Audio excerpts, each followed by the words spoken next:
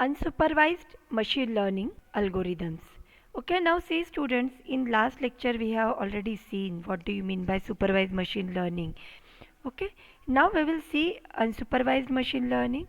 In unsupervised machine learning, class labels of the data are unknown. Okay, so only input features are given. The output label corresponding to that input feature is not given. So if the set of data points is given to us, then the task will be to establish the existence of classes or clusters in data. As we have earlier seen that in supervised machine learning there can be either regression problem or classification problem. Unlike that, in unsupervised machine learning, the task is to cluster the data, the task is to group the data.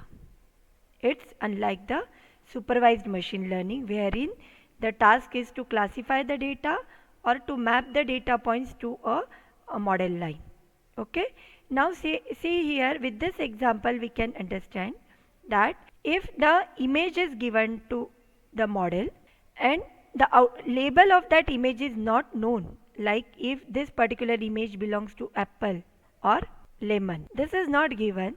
So if this unlabeled data, this we will call unlabeled data, if this unlabeled data is given to the model, then based on just characteristic of that image, it will group it in one group. Similarly, based on the characteristic of this green image, that characteristics may be the color of the image, the shape of the image. So by learning such characteristics of that particular image, it will understand that this green image belongs to one category. So with this characteristics it will learn and it will group the data into any of these three categories. So this is unsupervised machine learning wherein the task is to just group the input data. So now see in this figure it will be clear to you that this is unclustered data, ungrouped data, and these are the input features for learning. These features are located in this two-dimensional space. Based on its characteristics, these data points can be either grouped into green group or blue group or red group. If a particular data point is having a similar characteristics, then it will be grouped in one category. That is nothing but the supervised learning. Now next comes the third category, that is reinforcement learning. In reinforcement learning there are policies, and based on the policies the action for the environment is taken. Now with the help of this block diagram you can understand this reinforcement learning wherein there is an environment, agent, and agent takes the action for this environment, and based on the status of the environment the reward will be given, and based on the reward given by the environment the agent will take the action. So what is environment here? Environment is a physical world in which the agent operates. State is the current situation of the agent. Reward is feedback from the environment, and policy is method to map the agent state to action. Value is a future reward that an agent would receive by taking an action in a particular state. So actually in reinforcement learning, learning takes place from interaction with the environment. So like in control system, we know we control the process by getting the feedback from the process. Similarly here also in reinforcement learning, learning takes place from the interaction with the environment. मतलब ये जो हमारा environment है orange colour का जो दिख रहा है box, by interacting with this environment the learning will take place. That is nothing but the reinforcement learning. These are the basic three types of machine learning algorithms. In your syllabus of machine learning we have to deal with supervised and unsupervised machine learning algorithms only. Okay, so we will continue with the same now. When we study the machine learning algorithms we come across various terminology. Okay, so now see what do you mean by the feature space? Feature space is a space where we locate the data points. Okay, so feature space is nothing but the properties that describe the problem. जैसे ये देखो, in this feature space there are two classes, positive class and negative class, and for this positive and negative class the data points are located. For example, this particular positive data points have x value 0.5 and y value 2.8. So every data point has got the x and y value. In this example there are two features, then there can be multiple features. Okay, so it can be x, y, z values also, more than 3 values. It depends on the dimension of the feature space. Now for once these data points are located, this is the label data. We know that this particular data points belongs to the positive category, this particular data points belongs to the negative category, that we know already. And with these known values we develop the model, and once we come up with the model, then our task will be to identify these data points, whether this question marks belongs to the positive class or negative class. That will be the task of the classification problem. Okay, our task may be to find whether this particular question mark data point belongs to either positive category or negative category. Now what do you mean by hypothesis? In this case, hypothesis is nothing but the model with which we come up. Okay, this is the model which we are coming up by learning the algorithm. Okay, so that is nothing but the function for labeling example. This is the function कह सकते हो आप, model कह सकते हो, या फिर hypothesis function भी कह सकते हो. Okay, so that is a hypothesis. Now say when we learn a model, it's not like we can come up only with one type of model, we can come up with more than one models. Okay, and our task will be to select the optimal one wherein we are getting the maximum accuracy and minimum error. Okay, so we have to select such model where we are getting maximum accuracy and minimum error. Okay, so the hypothesis space is nothing but the set of all legal hypotheses. अब इस model में आप देखो, इस case में आप देखो, there are 3 models we are getting after learning. Okay, तो इसमें से बेस्ट मॉडल कौन सा है वो हमें सिलेक्ट करना है. ओके, और ऐसे जितने भी मॉडल्स हमें मिलते हैं उनका सबका सेट मतलब होता है hypothesis space. So hypothesis space is nothing but the set of legal hypothesis. Okay, अब नेक्स्ट आपका बहुत ही इंपॉर्टेंट टर्मिनोलॉजी है, वो है बायस. What do you mean by bias, student? Bias is the difference between the average prediction of our model and the correct value which we are trying to.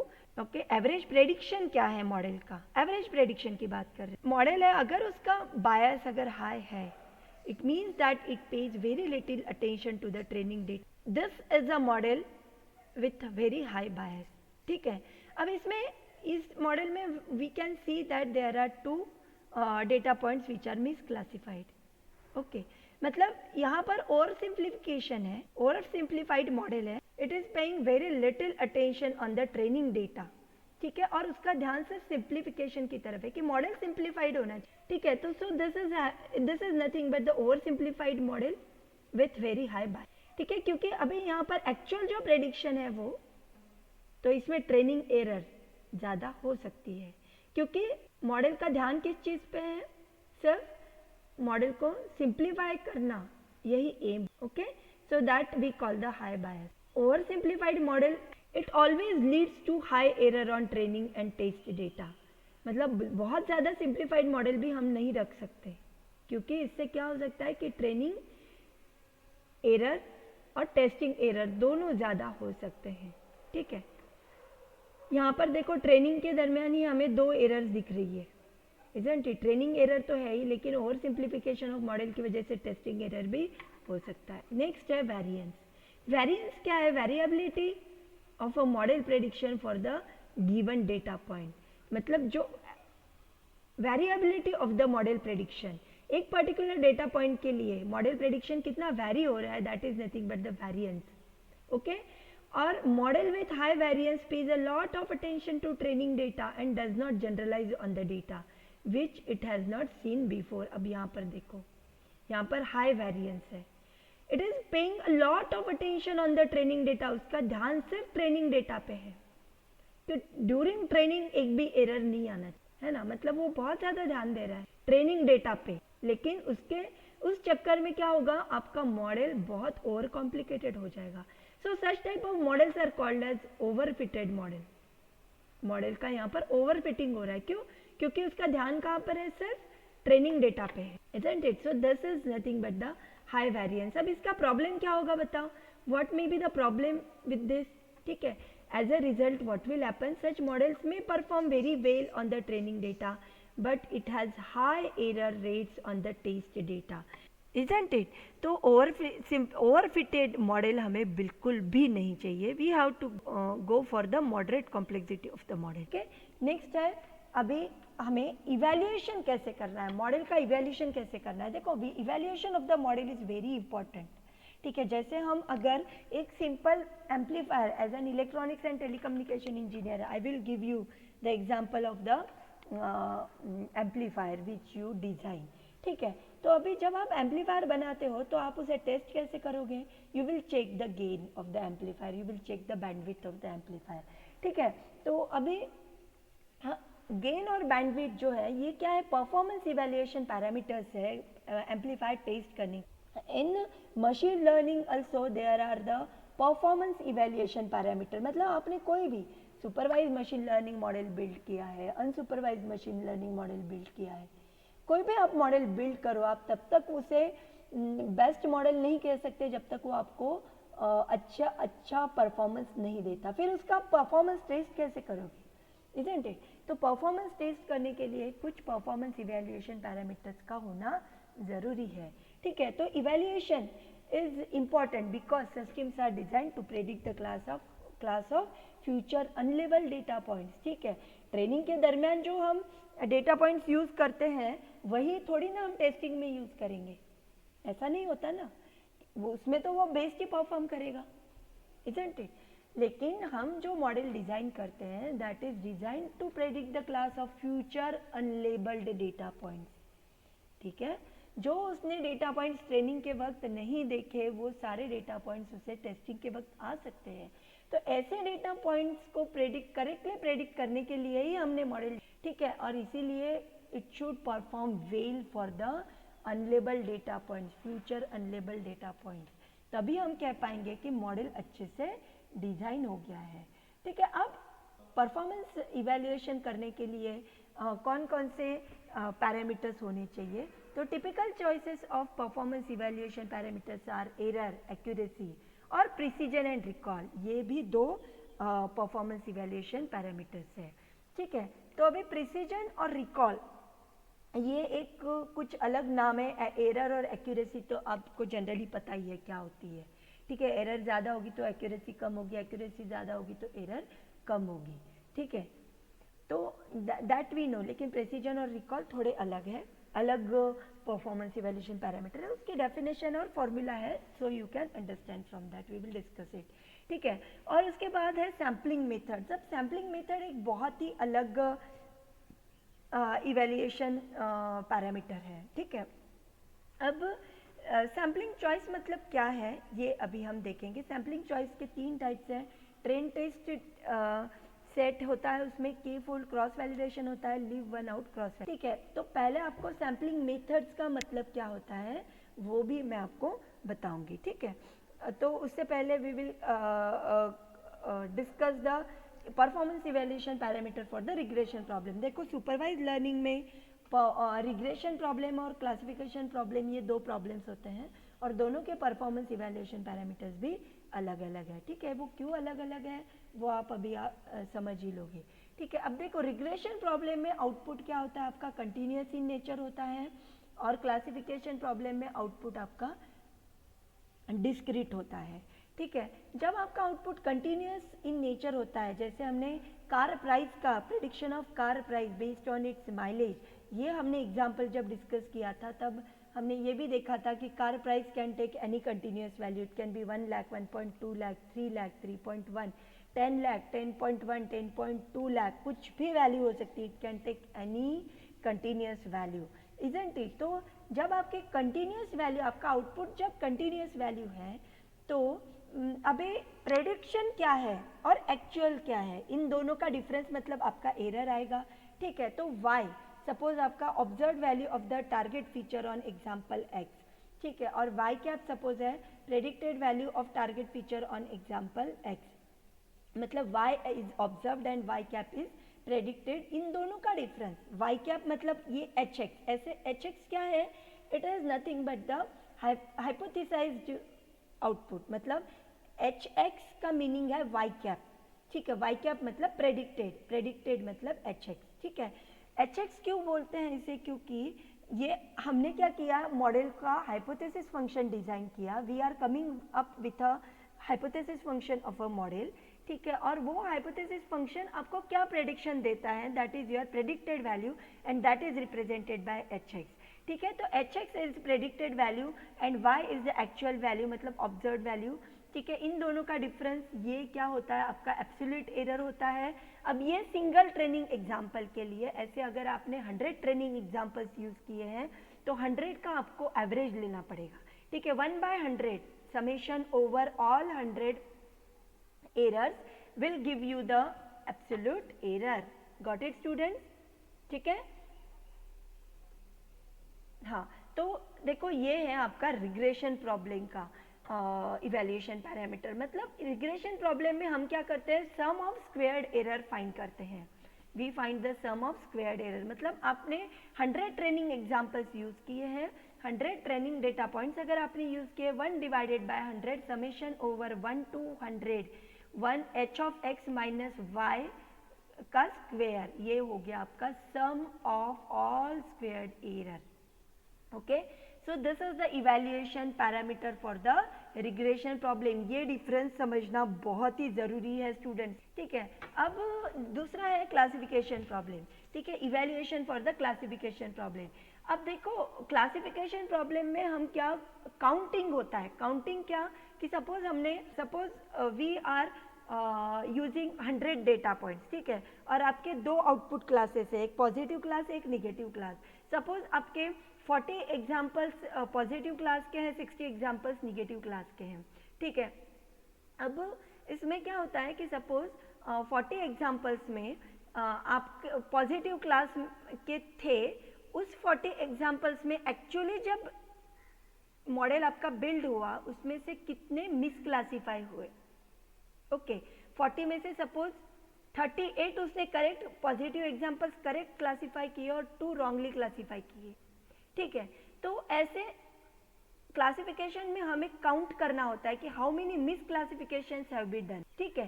So here we count the number of misclassifications in classification problem and in regression problem we take the sum of squared error, okay. तो ये जो difference है दोनों का, evaluation parameter for classification problem and evaluation parameter for regression problem, इन दोनों का difference समझना बहुत ज़्यादा ज़रूरी है, ठीक है। अब जब हम काउंट करते हैं कि how many misclassifications have been done, जब हम इस काउंट की बात करते हैं तो वो काउंट में हमें देखो h of x is the predicted value and y is the actual value, ठीक है, and delta returns 1 if h of x and y are different, अगर प्रेडिक्टेड और एक्चुअल दोनों डिफरेंट है तो डेल्टा आपका 1 होगा, और प्रेडिक्टेड और एक्चुअल अगर सेम है तो इट विल रिटर्न 0, ठीक है। तो ऐसे टोटल वंस और जीरोस कितने हैं उससे हमें पता चलेगा कि मिस क्लासिफिकेशंस कितने हैं, and from that misclassifications we can find out the accuracy, ठीक है। अब ये देखो confusion matrix, this is also one of very important evaluation parameter, ठीक है। अब देखो यहाँ पर सपोज पॉजिटिव और निगेटिव दो क्लासेस है, ठीक है, और this is for the true classes, ये आपके जो रोज है that is the true class, और कॉलम है सपोज हाइपोथेसाइज्ड क्लास मतलब प्रेडिक्टेड क्लास, ठीक है स्टूडेंट्स। कॉलम क्या है आपका प्रेडिक्टेड क्लास और रो क्या है एक्चुअल क्लास, ठीक है, ट्रू क्लास। अब अगर आपके सपोज 10 एग्जाम्पल्स हैं, 10 डेटा पॉइंट्स हैं, उसमें से कितने ट्रू पॉजिटिव है ये कैसे पता चलेगा कि अगर ट्रू क्लास पॉजिटिव है और हाइपोथेसाइज्ड क्लास भी पॉजिटिव है तो वो एग्जाम्पल जाएगा ट्रू। अगर ट्रू क्लास उसका पॉजिटिव है but it is falsely predicted as a negative तो उसे हम कहेंगे फॉल्स निगेटिव। ठीक है, अगर ट्रू क्लास निगेटिव है but it is falsely predicted as a positive तो उसे हम कहेंगे फॉल्स पॉजिटिव। अगर ट्रू क्लास निगेटिव है और एक्चुअल और प्रेडिक्शन भी निगेटिव हुआ तो वो ट्रू निगेटिव हुआ। ठीक है, तो सपोज आप 100 डेटा पॉइंट्स यूज कर रहे हो, 100 डेटा पॉइंट में से सपोज 50 है ट्रू पॉजिटिव, यहाँ पर कुछ फॉल्स पॉजिटिव है, यहाँ पर कुछ फॉल्स निगेटिव है, तो टोटल कितने डेटा पॉइंट्स में से टीपी, एफएन, एफपी और टीएन का काउंटिंग हमें करना होता है and based on that we find the accuracy. ठीक है, मतलब एक्यूरेसी आपकी क्या होगी, टोटल पॉजिटिव प्लस निगेटिव, मतलब टोटल डेटा पॉइंट में से ट्रू पॉजिटिव कितने हैं और ट्रू निगेटिव कितने हैं, ट्रू पॉजिटिव और ट्रू निगेटिव इन दोनों का addition divided by total data points, मतलब आपकी एक्यूरेसी होगी एंड मल्टीप्लाई करो उसको 100 से तो परसेंटेज एक्यूरेसी मिलेगी। ओके, अब प्रिसीजन और रिकॉल ये क्या होता है students, this is very important. इसके लिए मैं एक बहुत अच्छा एग्जांपल लूंगी, okay, and that I will solve on the solve with the help of pen and paper, और उससे आपको एकदम क्लियर आइडिया आ जाएगा कि एक्यूरेसी कैसे फाइंड करनी है क्लासिफिकेशन प्रॉब्लम में, रिकॉल कैसे फाइंड करना है और एरर कैसे मिलेगी। ओके, हाँ, तो प्रेसिजन क्या होता है, out of the examples that learning algorithm, LA मतलब learning algorithm, marks as a positive, how many are correctly positive, मतलब प्रेसिजन मतलब true positive divided by true positive plus false positive. मतलब इस में अगर आप देखोगे तो ट्रू पॉजिटिव और फॉल्स पॉजिटिव मतलब पहले वाले दोनों रोज के जो सेल है, पहले वाले रो का जो दोनों सेल्स है उसका एडिशन ये आएगा आपका डिनोमिनेटर में, और न्यूमरेटर में क्या आएगा, true positive TP, that will give you the precision. Okay, और रिकॉल क्या है, how many of the positive examples the learning algorithm actually treats as positive, मतलब recall is equal to TP divided by P का ratio. Now next very important point is what is the difficulty which we can face while learning the model in machine learning। तो suppose किसी particular learning algorithm को अच्छे से learn करने के लिए, model अच्छे से learn करने के लिए if we want 1000 data points, ठीक है, 1000 samples अगर हमें चाहिए and if we are available with 100 to 200 samples, so that is limited data। ठीक है, फिर limited data हमारे पास अवेलेबल है तो उस केस में फिर अब हम इवैल्यूएशन कैसे करेंगे।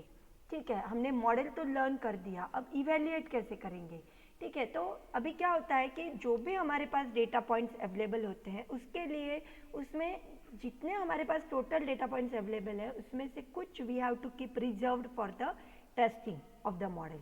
ठीक है, मतलब 100 अगर डेटा पॉइंट्स है अवेलेबल उसमें से 80 डेटा पॉइंट्स आप ट्रेनिंग के लिए यूज करो, 20 you can use for the testing, मतलब कुछ amount of the data points we have to keep it reserved for the testing and if used all the data for the training, फिर testing कैसे करेंगे। ठीक है, it will get a bad estimate of the error. ठीक है, because there should be independent set for the training as well as testing. ठीक है, अब अगर आपका size of the training set अगर लिमिटेड है तो उससे भी क्या प्रॉब्लम आ सकती है, ओवरफिटिंग की प्रॉब्लम आ सकती है। ठीक है, हमने ओवरफिटिंग क्या होता है पहले ही देख लिया है, this is overfitting. This problem में occur because of the limited data. ठीक है, तो इसीलिए हमें क्या करना होता है, बहुत इंटेलिजेंटली डिवाइड करना होता है total data set into training set and testing set, तो उसे हम कहते हैं फिर क्रॉस वैलिडेशन मेथड। ठीक है, अब यहाँ पर देखो होल्ड आउट क्रॉस वैलिडेशन क्या होता है, that hold out cross validation में हम क्या करते हैं, total data set suppose D है तो उसके 2 सब जॉइंट्स हम करते हैं। ठीक है, उसमें से एक सेट है D train, that is the training set, and D test is the test set. D train is used for learning of the model and D test is used for testing of the model. मतलब example के साथ अगर देखा जाए तो 100 data point में से हमने 80 ट्रेनिंग के लिए रिजर्व किए और 20 टेस्टिंग के लिए रिजर्व किए। तो D train is equal to 80 है आपका और D test is equal to 20। तो इसे हम कहते हैं होल्ड आउट क्रॉस वैलिडेशन। और ये मेथड हम तभी यूज कर सकते हैं जब हमारा डेटा सेट बहुत बड़ा है। When the data set is large then we can use this method. ठीक है, अब नेक्स्ट है के fold cross validation. In K fold cross validation what we do, हमारे पास 100 डेटा पॉइंट्स है, उसमें से सपोज हम 10 के ग्रुप्स बनाएंगे और हर एक ग्रुप में 10-10 डेटा पॉइंट्स रखें। हर एक ग्रुप में 10 डेटा पॉइंट्स हमने रखे सपोज। तो पहला जब राउंड होता है ट्रेनिंग का, उस पहले राउंड में हम क्या करेंगे, पहले वाले ग्रुप को हम टेस्ट डेटा सेट के लिए यूज करेंगे और बाकी 90 डेटा पॉइंट्स को ट्रेनिंग के लिए यूज करेंगे। That will happen in the first round of training. अब इसमें क्या होगा कि ये जो 10 डेटा पॉइंट्स है ऑरेंज कलर में जो आपको दिख रहे हैं, वो 10 डेटा पॉइंट टेस्टिंग के हैं और बाकी सारे ब्लू सेट जो है वो ट्रेनिंग के हैं। उसमें ट्रेनिंग हो जाएगा, उसमें से हमें पता चलेगा कि इतनी एरर आ रही है। फिर दूसरा राउंड करेंगे हम ट्रेनिंग का। उस राउंड में हम क्या करेंगे, नेक्स्ट जो ग्रुप है उसको टेस्टिंग के लिए रिजर्व करेंगे और बाकी सारे ट्रेनिंग के लिए यूज करेंगे। फिर उसमें हमें कुछ एरर मिलेगी, कुछ एक्यूरेसी मिलेगी। ठीक है, अब तीसरा राउंड हम करेंगे। तीसरे राउंड में तीसरा जो सेट था 10 का, उसको टेस्ट के लिए और बाकी बचे हुए सारे ट्रेनिंग के लिए। ऐसे हम 10 राउंड करेंगे और हर राउंड में अलग एक ग्रुप हमने टेस्टिंग के लिए दिया, बाकी सारे ट्रेनिंग के लिए दिए। अब जो हर ट्रेनिंग में हमें एक अलग एक्यूरेसी मिली, एवरेज एक्यूरेसी मतलब 10 राउंड की एक्यूरेसी होगी। Average accuracy will be equal to the accuracy of each round of training. That is nothing but the k-fold cross validation. ठीक है, ये हम कब यूज करते हैं, जब हमारे पास लिमिटेड डेटा सेट अवेलेबल है। K-fold cross validation we perform when there is a limited data set available. Third method is the live one out cross validation. अब इसमें क्या हम करते हैं, टोटल हमारे पास जितने सैंपल्स है उसमें से एक टेस्टिंग के लिए रखेंगे। सपोज हमारे पास 100 सैंपल्स है, उसमें से एक टेस्टिंग के लिए रखेंगे और बाकी 99 ट्रेनिंग के लिए रखेंगे। दूसरा फिर इटरेशन करेंगे हम। दूसरे इटरेशन में second sample will be reserved for the testing and all others will be used for the training, and we will calculate the accuracy and error in that iteration. ऐसे ही हम तीसरा राउंड भी करेंगे। तीसरे इटरेशन या फिर तीसरे राउंड में तीसरा जो सैंपल है उसको हमने टेस्टिंग के लिए रखा और बाकी सारे ट्रेनिंग के लिए रखे। ऐसे जितने हमारे पास सैंपल्स है उतने हमें इटरेशंस भी करने पड़ेंगे। इसे हम कहते हैं लिव वन आउट, मतलब एक छोड़ दो। एक किसके लिए छोड़ो, टेस्टिंग के लिए छोड़ो और बाकी सारे ट्रेनिंग के लिए यूज करो। That's why it is called as leave one out cross validation method. ये भी क्रॉस वैलिडेशन मेथड हम तभी यूज करते हैं जब हमारे पास लिमिटेड डेटा सेट अवेलेबल है। तो ये तीनों क्रॉस वैलिडेशन के मेथड्स है स्टूडेंट्स। ठीक है, तो today we will stop here now.